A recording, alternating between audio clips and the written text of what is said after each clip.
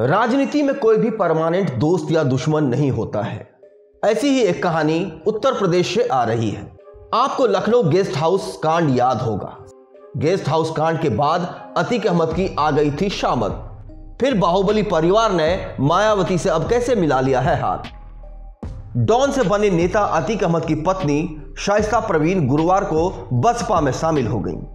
इसके साथ ही वो यूपी के प्रयागराज में मेयर पद चुनाव के लिए पार्टी की उम्मीदवार भी घोषित कर दी गई है।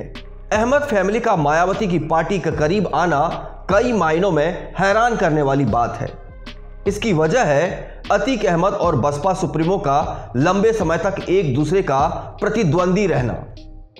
मालूम हो कि अतीक अहमद पूर्व सांसद हैं और वो कई बार विधायक भी रह चुके हैं। उनके खिलाफ कई सारे केस चल रहे हैं और वो फिलहाल जेल में बंद हैं।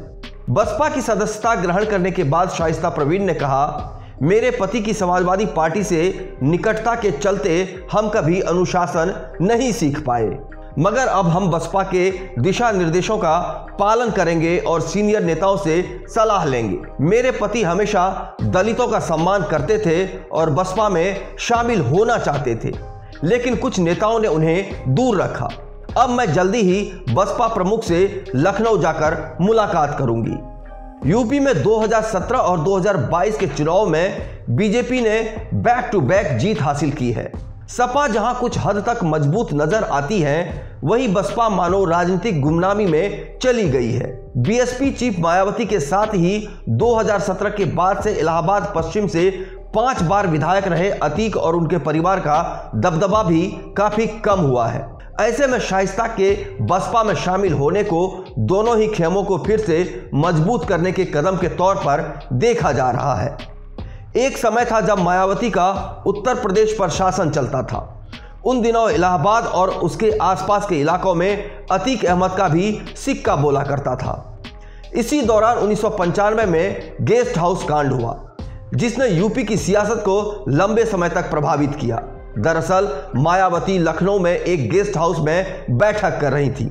इसी बीच वहां सपा कार्यकर्ता आ पहुंचे और उन्होंने कमरे में तोड़फोड़ करनी शुरू कर दी। समाजवादी वर्कर्स पर मायावती को गाली देने, उनके साथ दुर्व्यवहार करने का भी आरोप लगा। इस घटना के बाद बसपा और सपा के रिश्ते कई साल के लिए बिगड़ गए। गेस्ट हाउस कांड के आरोपियों में से एक अतीक अहमद थे, जो उस समय समाजवादी पार्टी के साथ थे। कहा जाता है कि आने वाले वर्षों में मायावती ने अन्य आरोपियों को तो माफ कर दिया और सपा के साथ राजनीतिक गठबंधन भी बनाया, लेकिन बसपा सुप्रीमो ने अतीक अहमद को माफ नहीं किया और वो जब जब सत्ता में आई उनके खिलाफ एक्शन लेती रही। मायावती के सत्ता में आने के बाद अतीक अहमद की मानो उल्टी गिनती शुरू हो गई।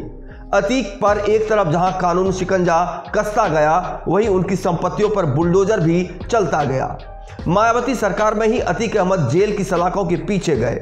यही नहीं, बसपा विधायक राजू पाल की हत्या होने पर अतीक के भाई अशरफ के खिलाफ भी मायावती ने कड़ी कार्रवाई की थी।